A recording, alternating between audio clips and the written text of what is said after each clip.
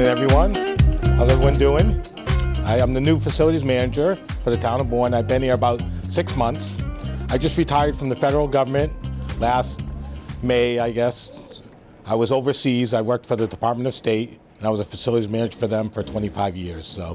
And I also worked out at the Otis at the 102nd Fighter Wing. I was with them for 11 years. So I bought back that time, so now that gave me the 25 years to retire from the federal government. I was posted first in Mongolia. So I spent 2 years in Mongolia, fixing up the facilities. I basically renovated the whole place, gutted it. We built all new, and for about 12 offices. And then I was assigned to Mozambique. So I was in Maputo for 2 years, and basically the typical African problems you have. So that was a pretty good tour. Then I went to Tbilisi, Georgia in southern Russia.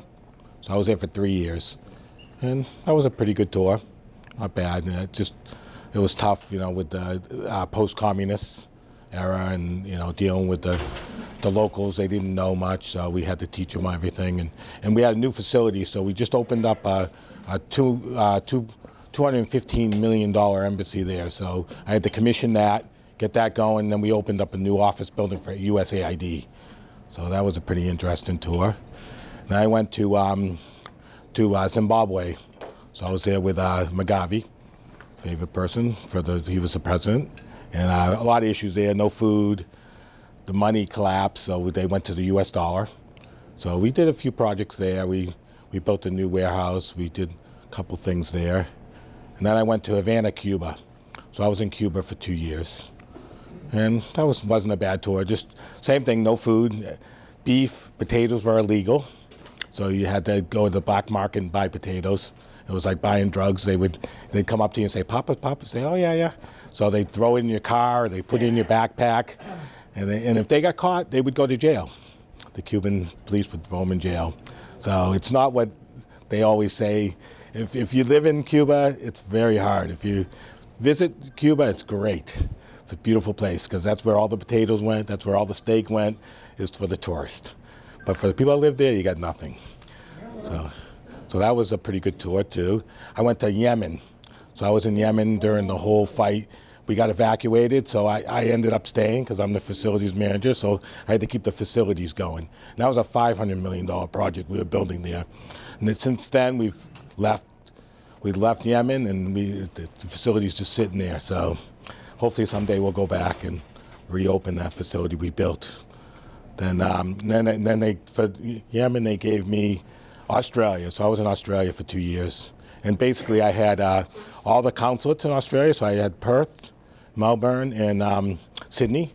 And we were in Canberra, the capital. And then I had Papua New Guinea too. So I did a lot of traveling. So that's when I decided no more traveling, let's retire and come back home. So came back home around May, got bored, worked on my own house, got bored, and I said, well, let's look for a job. So when the job here came up, so I said, well, my mother worked in the DPW for 25 years. She was the secretary for the highway. So I said, I'll apply and see what happens. I didn't really want full-time, but I ended up getting full-time. So and we've done a lot. I have the police station, all the fire stations, the community building, town hall, and what else is, the archives. So, and they keep me pretty busy. My busiest buildings are actually the new buildings, Fire Station 3, North Sagamore, and this building. So there's a lot of high-tech stuff. So, and now we've started doing the plans for the police station, new police station. So we're working. I'm not involved with the schools. They have their own department, their own facilities department. So and we're working with Cape Light Compact right now. So we just got a upgrade for the Fire Station 3, the North Sagamore one, to redo all the lighting. So they're going to pay for it all. So it's going to be a $12,000 upgrade to replace every lighting with LEDs. So, and that should save us about $2,500. So now we're doing the archives. We're going to start doing that. They're going to start that in 6 weeks at the fire station. We're going to try to do the survey for the archives, so we can archives have all incandescent old fixtures. So we're going to actually just put LED bulbs in. So it should save us. So in this building, we have a project to do the energy for the air conditioning and the heating to try to save us some money there. So this is my big push to try to get savings. not just spend money, try to save us some money too. Town Hall, we have a lot of issues which we're working through, but we're getting there. I mean, it's an old building. But one of our best buildings is the archives. I really don't have many problems with the archives. They've done a little bit, the heating system. Now they want to put an air conditioning system in to keep everything, because the basement, you die with the mold smell in there. So we've been working on that. But like I said, we're trying to save. That's our biggest goal, is to try to save as much as you can. The facilities department now is under DPW. Before it was under Tom, the administrator, so that's changed now since it's under DPW. So I get a lot of help from the DPW guys, which is good because I'm alone right now. I do have the Ekabachi, the wire inspector. I have him 2 days a week. He works with me doing all my electrical issues, and then I try to do everything else if I can. And next month I'm getting a new employee, a laborer to help.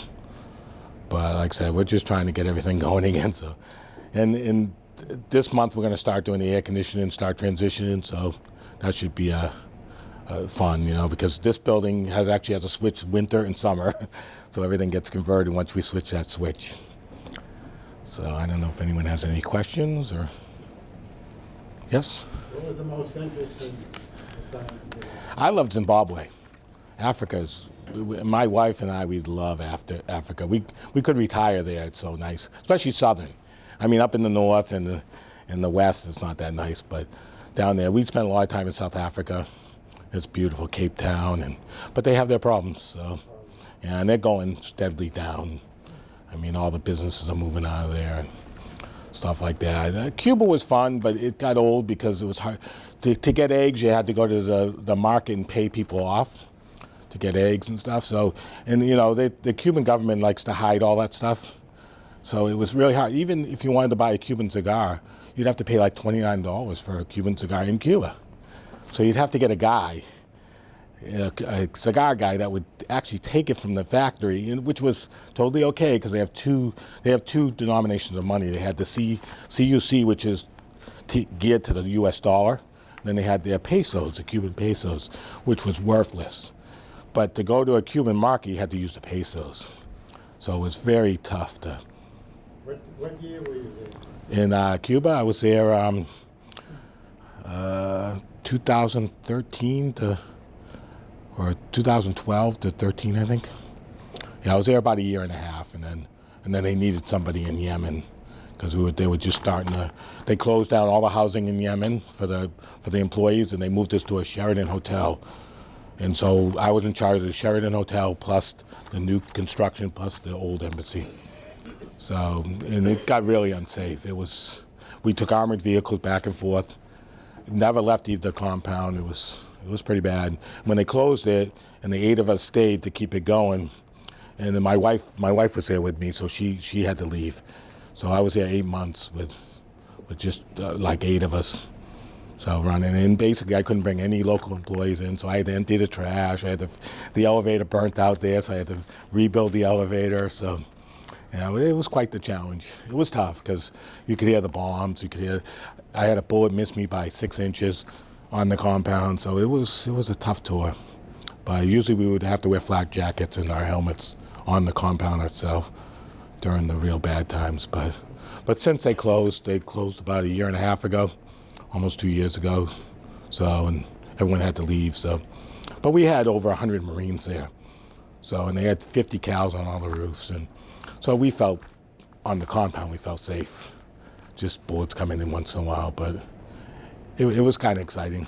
Australia was very boring after that, very boring, so. But, any other questions? But, well, thank you, everyone.